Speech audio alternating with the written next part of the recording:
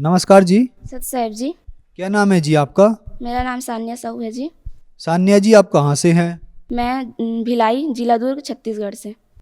सान्या जी, संत रामपाल जी महाराज से नाम दीक्षा आपने कब ली?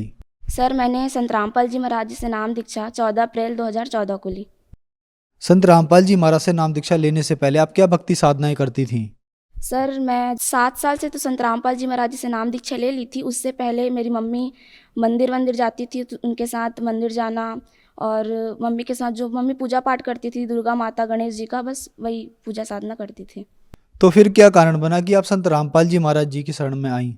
सर, जब 4 साल की थी उस टाइम मेरे को निमोनिया का बीमारी था, तो फिर मेरी मम्मी को भी था जॉइंट पेन। तो मेरे चाचा जी, उनको जब पता चला कि ऐसा ऐसा प्रॉब्लम है इनको, तो चाचा जी बोले कि संत रामपाल जी महाराज जी से मैंने दीक्षा ली है, तो आप भी एक बार उनका सत्संग सुनो और दीक्षा लेके देखो, ठीक हो जाओगे करके। फिर चाचा जी के साथ मम्मी और मैं, हम लोग बरवाला आश्रम, सतलोक आश्रम, संत रामपाल जी महाराज जी के आश्रम में हम लोग जाके नाम दीक्षा लिए।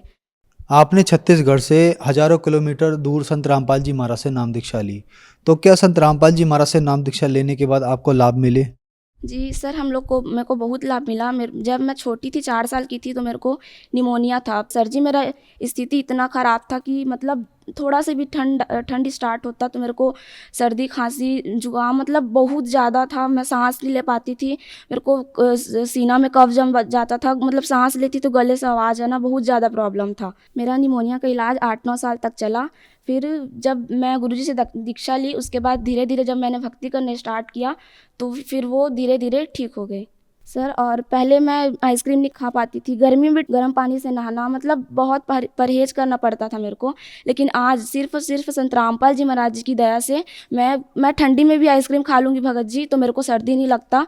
और मैं मतलब हर हर टाइम ठंडे पानी से नहाती हूँ, और परमात्मा की इतनी दया है कि मेरे को नॉर्मल सर्दी जुकाम भी नहीं होता। सर, ये फिर जो मेरी निमोनिया थी, मतलब बड़े होके वो अस्थमा में बदल गई थी। अस्थमा में मेरे को सांस लेने में प्रॉब्लम, दिक्कत आता था, मतलब सीना भारी भारी लगता था। फिर मैंने संत रामपाल जी महाराज जी से वहाँ प्रार्थना लगाई।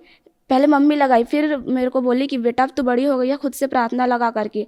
फिर मैंने गुरुजी के दरबार साहिब में ज्योति लगाकर गुरुजी को अरदास लगा कि गुरुजी ऐसी ऐसी बात है, मेरा तबीयत बहुत ज़्यादा ख़राब रहता है, कुछ दया करो करके। अगले दिन मेरा जो सर्दी खांसी ज़ुकाम था वो बिल्कुल ठीक हो गया, मतलब पूरा 100% ठीक हो गया। और उस दिन का दिन है सर जी, और आज का दिन मेरे को कोई भी प्रॉब्लम नहीं है। मेरे को डॉक्टर ने ये भी बोला था, अगर ठीक हो जाओगे तो अच्छी बात है, नहीं तो तुमको ज़िंदगी भर दवाई खानी पड़ेगी। और अस्थमा ऐसी चीज़ है सर कि कहीं भी इसकी एक दवाई आती है, उसको हमको लेके घूमना पड़ता है, कभी भी सांस फूलने लगना, ऐसा था मेरे को। और जब भी थोड़ा सा भी ठंड आता तो ये सब मेरा ही स्टार्ट हो जाता था। लेकिन आज संत रामपाल जी महाराज जी की दया से मैं बिल्कुल स्वस्थ हूँ और कोई भी दवाई नहीं लेती। सर, मेरी मम्मी का जॉइंट पेन ठीक हुआ, मेरी मम्मी को नींद वाली थायराइड थी, वो भी पूरा मतलब ठीक हो गई है। एक दो तीन साल पहले की बात है, मेरा भाई मतलब कुछ गलती करके नामखंड कर दिया था, तो वो मम्मी को नहीं बताया था। फिर उसको धीरे धीरे मेंटली उसका डिस्टर्ब हो गया था। उसके बाद फिर वो घर में चेयर को तोड़ना, बर्तनों को पटकना, मतलब ऐसा ऐसा हरकत करता था, मतलब बहुत परेशान था वो। उसके बाद फिर बताया कि मम्मी ऐसा ऐसा बात है, मेरा नामखंड है करके। फिर मम्मी बोली कि बेटा तू मेरे को पहले क्यों नहीं बताया। फिर हम लोग यहाँ नामदान केंद्र में उसका जाके शुद्धिकरण करवाया, तो फिर वो घर आया ना, तब भी भक्ति नहीं कर पाता था, उसको काल भक्ति करने नहीं देता था। मम्मी हाथ पर उसका बांध के उसके कान में हेडफोन लगा के गुरुजी का मंत्र सुनाती थी, जिससे वो धीरे धीरे मतलब सुधार आया। और बोर्ड एग्ज़ाम 10th में 80% एक दिन में पढ़ के लाया, संत रामपाल जी महाराज जी की दया से। और मेरे पापा सर ड्रिंक करते थे, नशा और गुटखा उटका ये सब खाते थे, जो कि संत रामपाल जी महाराज जी से दीक्षा लेने के बाद पूरा छूट गया है।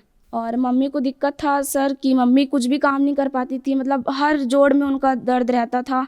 और थायराइड था, मम्मी को दिन भर नींद आना, मतलब बहुत सारा प्रॉब्लम था मम्मी को। लेकिन आज संत रामपाल जी महाराज जी की दया से मम्मी घर का काम भी करती है और मेरी मम्मी पार्लर भी चलाती है।